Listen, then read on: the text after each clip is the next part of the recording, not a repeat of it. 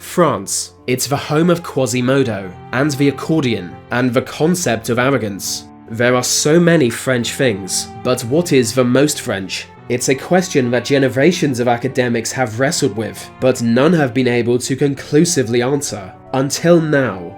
I have discovered the most French thing to ever exist, and it's not what you think. It's actually quite obscure, being hidden away in the sewers of Paris. This is the story of an underground world, of a place few people ever see, and of something very strange to happen there.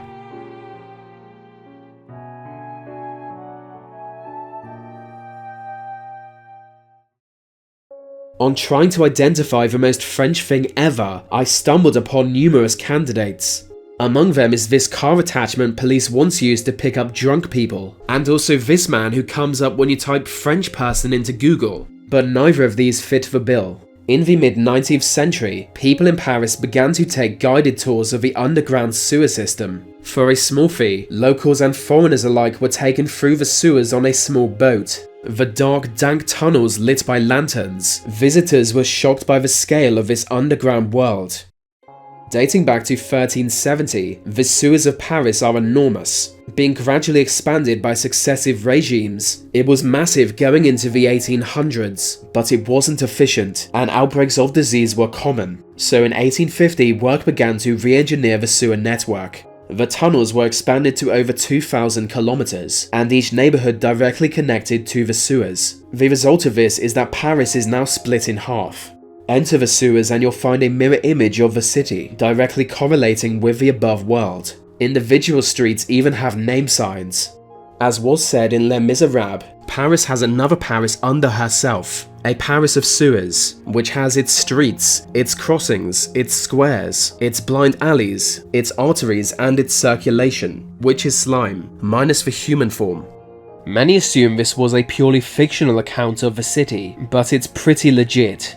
Knowing that, it's easy to see why so many Victorians paid money to explore the sewers. Even kings and queens from other European states came and took the tour. At first, tours operated twice per month, because frankly they didn't expect much interest, but as demand grew, more and more tours were made available, and it continued this way well into the 20th century. So why did the tours stop?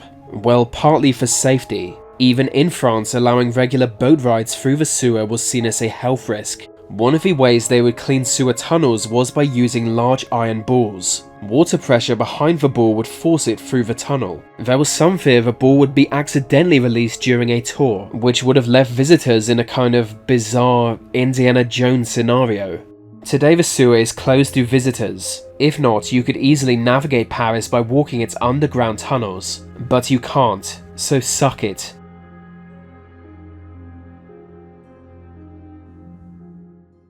3 decades ago, a live crocodile was found in the sewer, and no one knows how it got there.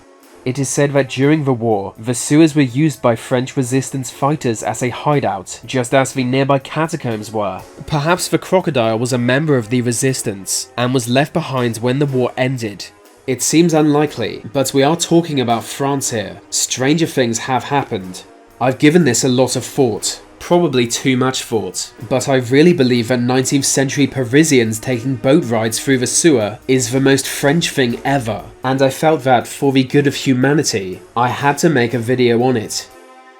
Despite this being a thing of the past, it wasn't the last time French people spent their free time hiding underground.